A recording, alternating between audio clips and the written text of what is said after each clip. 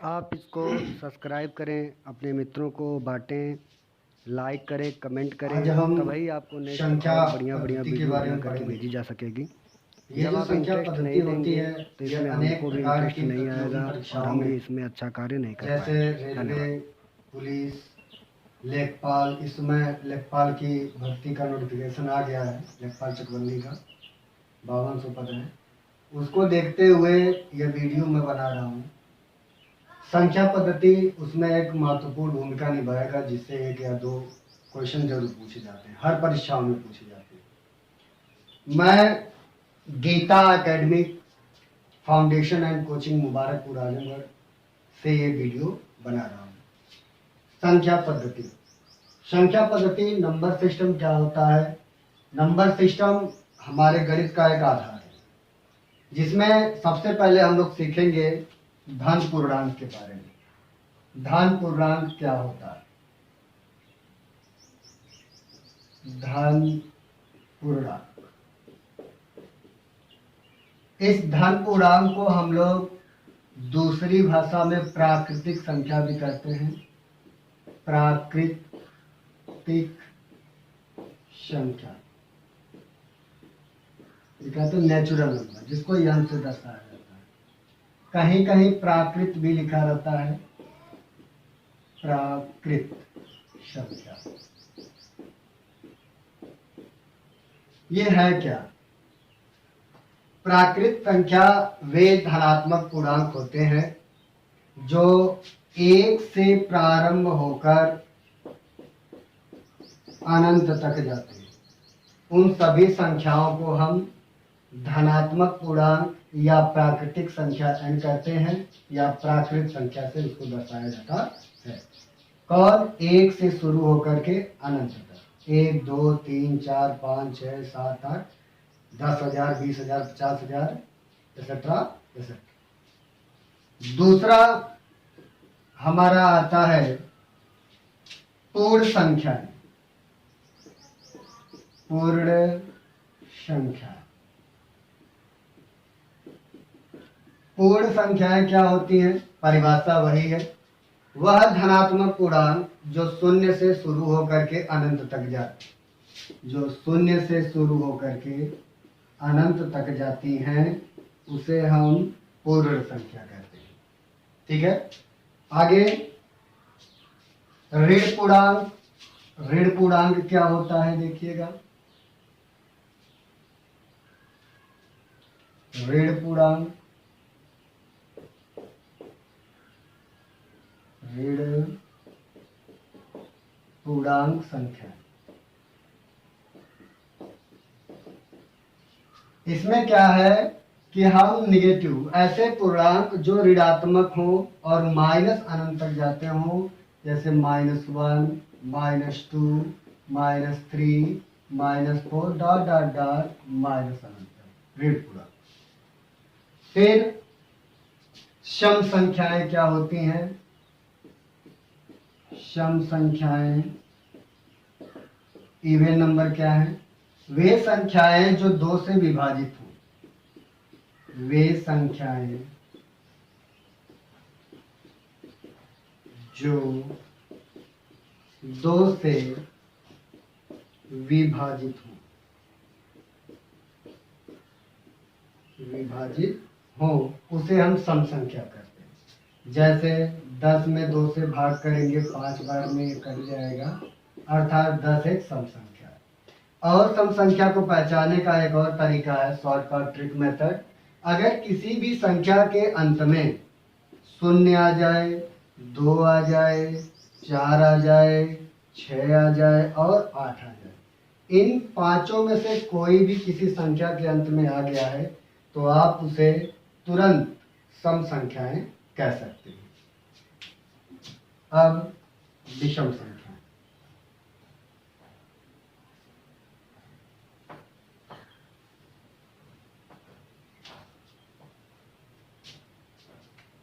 विषम संख्या, odd number. परिभाषा वही, वे संख्याएं जो 2 से न कटे, जो संख्याएं 2 से विभाजित नहीं होती हैं, 2 से विभाजित नहीं होती हैं, उसे हम कहते हैं विषम संख्या। जैसे 3 2 से विभाजित होगा, नहीं होगा, क्योंकि यहाँ पे शेष 1 बच जाता है। तो इसके लिए बस ट्रिक ये है कि जिन संख्याओं के अंत में 1 लिखा हो, 3 लिखा हो, 5 लिखा हो, 7 लिखा हो और आपका जो है 9 लिखा हो, तो उसे हम विषम संख्या की श्रेणी में रख सकते हैं। अभाज्य संख्याएं भी विषम संख्याएं होती हैं, याद रखिएगा, अभाज्य संख्याएं भी विषम संख्याएं होती हैं। सबसे पहले विषम है, बाद में वो अभाज्य है।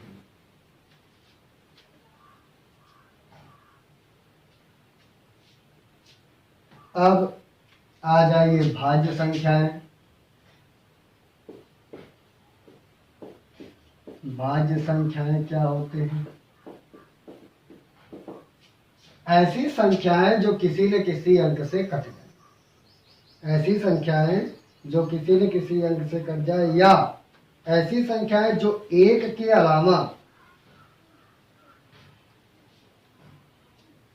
ऐसी संख्याएं जो किसी न किसी संख्या से कट जाए, यानी एक के अलावा अगर वो किसी संख्या से कट जाता है, अगर कोई संख्या एक के अलावा किसी अन्य संख्या से कट जाता है तो उसे हम भाज्य संख्या कहते हैं। जैसे मान लीजिए मैंने 10 को पकड़ा, ये 10 1 से भी विभाजित होगा, 10 2 से भी विभाजित होगा, 5 से भी और अपने आप से भी विभाजित होगा, इसलिए इसको हम भाज्य संख्या कहेंगे। एक के अलावा और कुछ, कहने का मतलब यही है कि किसी न किसी संख्या से वो कट जाए, बस एक को छोड़कर, एक से नहीं करना चाहिए, क्योंकि एक तो हर एक संख्या में उपस्थित होता है, जिसको मैं कहता हूँ मैथमेटिक्स का गॉड, ईश्वर, क्योंकि एक चाहे कैसी भी संख्या हो, धनात्मक, ऋणात्मक, भिन्नात्मक, कोई भी संख्या हो, सब में एक उपस्थित होता है। अब अगला आता है आपका अभाज्य संख्या।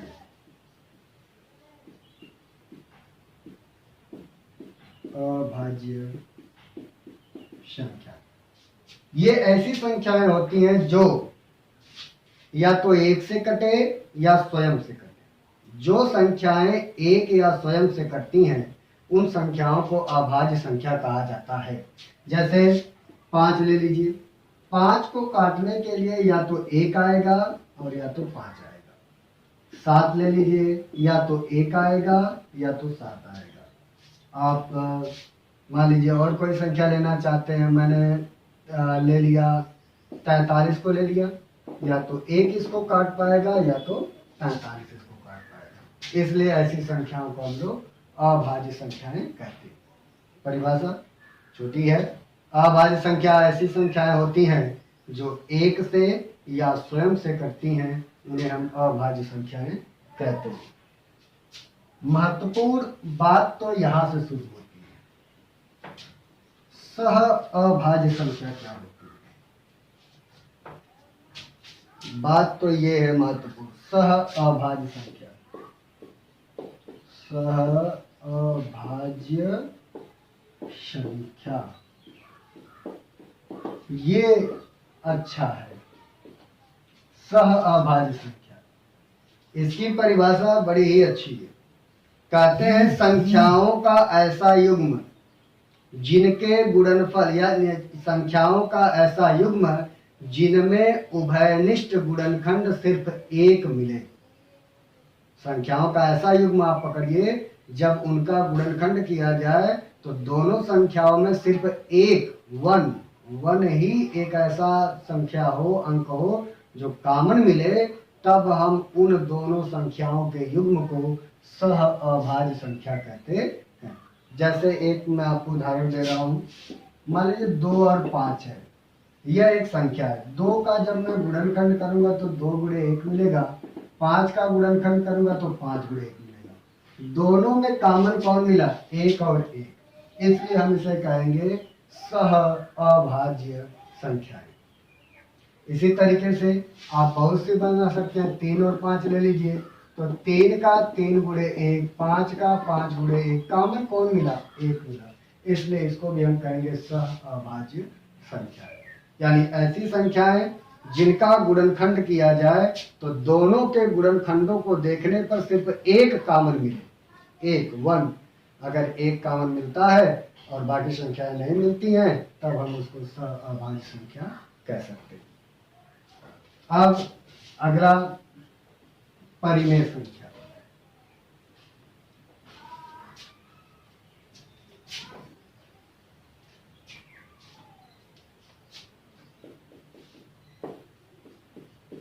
परिमेय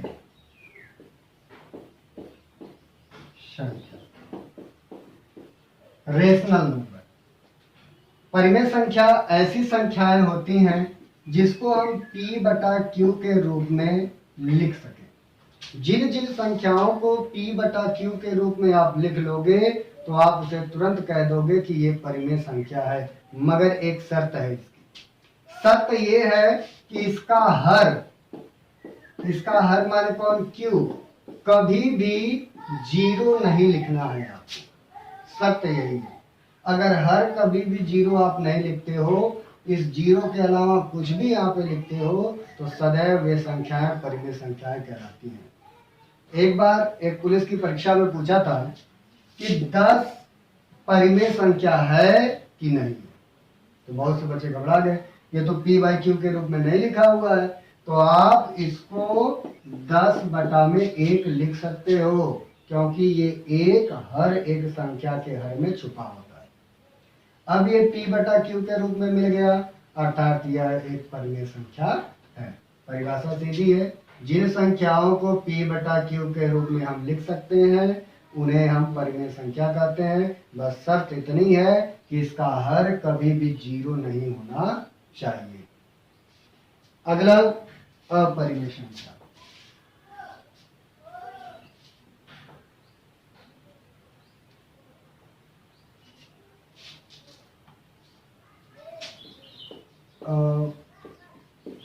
परिमेय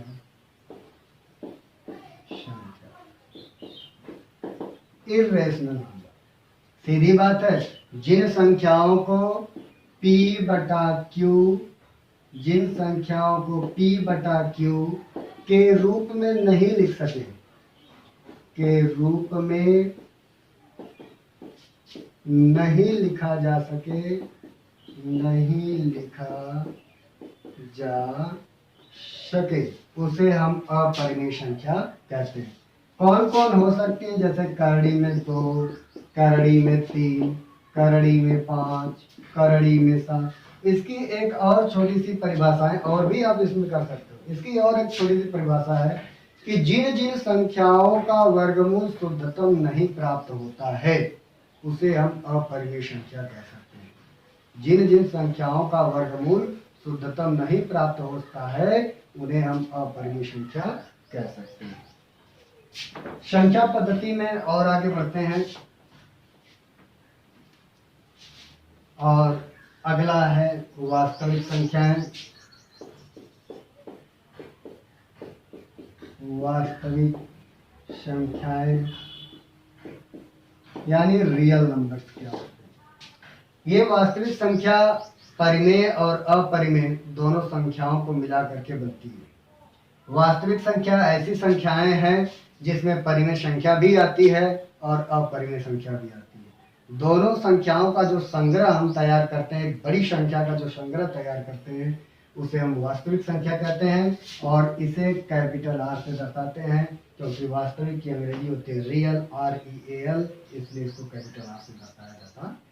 इसमें इनफाइनाइट भी आता है और माइनस इनफाइनाइट भी आता है। अच्छी बातों की श्रेणी में कभी कभी परीक्षाओं में पूछ देता है कि निम्नलिखित में से कौन सी रूढ़ संख्या है।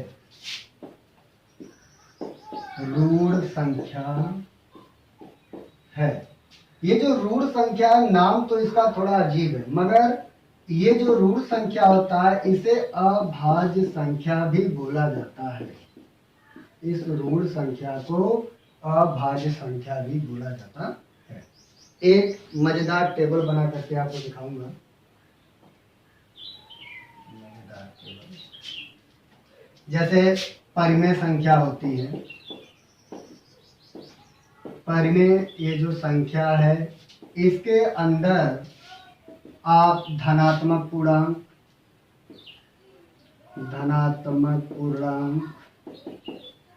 को भी रख सकते हैं और ऋणात्मक पूर्णांक को भी रख सकते हैं। ऋणात्मक पूर्णांक को भी रख सकते हैं। अब ये जो धनात्मक पूर्णांक होता है, इसके अंतर्गत हम दो लोगों को करते हैं, एक प्राकृत संख्या और दूसरा पूर्ण संख्या। चार्ट है आपके लिए, मजेदार चार्ट है। और ऋणात्मक पूर्णांक के अंदर बनने बड़ा पूर्णांक संख्या रख सकते हैं। यानी परिमेय संख्या ये जो होता है, कहने का मेरा मतलब क्या है कि प्रत्येक प्राकृतिक संख्या को हम परिमेय संख्या कह सकते हैं। परिभाषा को होता ना, प्रत्येक पूर्णांक संख्या को हम परिमेय संख्या कह सकते हैं। प्रत्येक धनात्मक पूर्णांक को हम परिमेय संख्या कह सकते हैं। प्रत्येक ऋणात्मक पूर्णांक को हम परिमेय संख्या कह सकते हैं, क्योंकि सबके बटा में मैं एक लिख सकता हूँ। ठीक है, ये संख्या पद्धति में पर आधारित छोटी छोटी परिभाषाएं थी, क्योंकि किसी भी चीज को जानने के लिए उसके बारे में, उसके मूलों के बारे में जानना हमको बहुत जरूरी है कि प्राकृतिक संख्या क्या है, पूर्णांक क्या है। तो जिसके बारे में पूरी जानकारी आपको मैंने दे दिया। अब हम परीक्षा पर आधारित, परीक्षा में कैसे कैसे प्रश्न पूछे जाते हैं उस पर ध्यान देते हुए हम आगे बढ़ेंगे। आइए परीक्षा में पूछे जाने वाले प्रश्नों पर जो है ध्यान केंद्रित करें।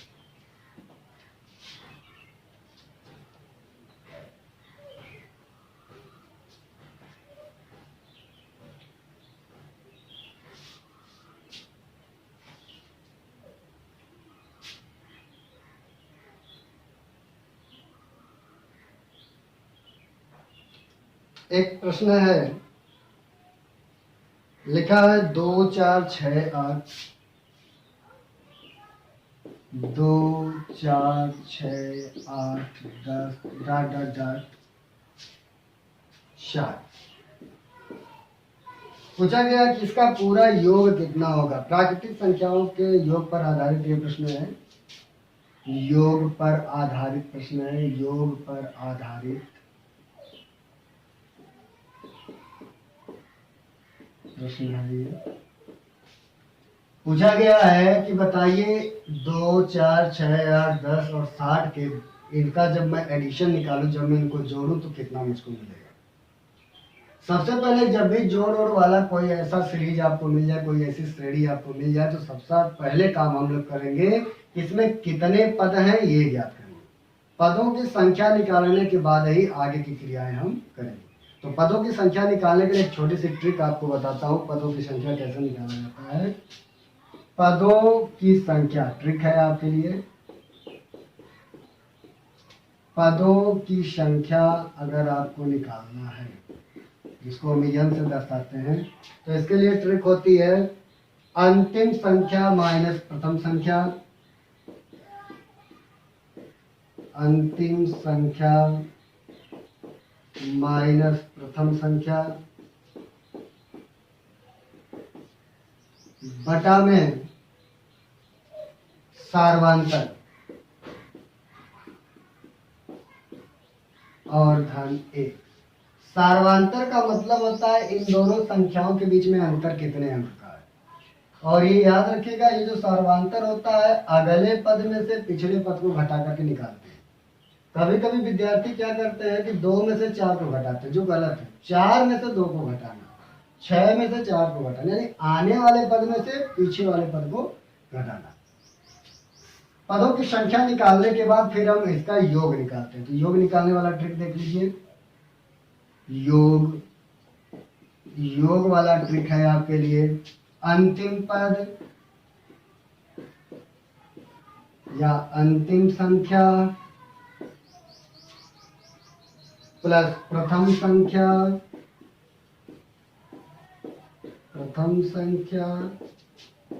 बटा में 2 और गुणे यन, यन का मतलब पदों की संख्या। तो आइए इसको हल भी कर लेते हैं। यहाँ पे देखिएगा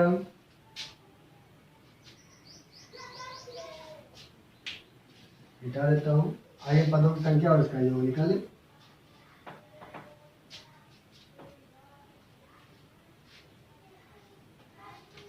इसे हम कहते हैं प्रथम पद,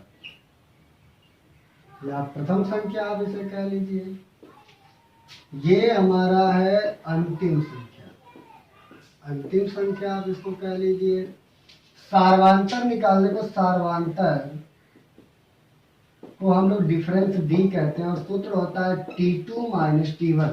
ये है T1, ये है T2, ये है T3, ये है T4, ये है T5। T माने टर्म, T का मतलब होता है टर्म, TERM, टर्म का मतलब पद, ठीक है। अब T2 है 4 माइनस 2 बराबर 2, सार्वांतर आपको मिल गया। पदों की संख्या निकालिए। तो n बराबर अंतिम पद, सूत्र अभी को मैंने आपको ट्रिक बताया। अंतिम पद 60 माइनस प्रथम पद 2 अपान सार्वांतर 2 प्लस 1। तो इसमें से इसको घटाएंगे, 58 बटा में 2 धन 1, तो हो जाएगा 29 और 1 मिलकर के 30।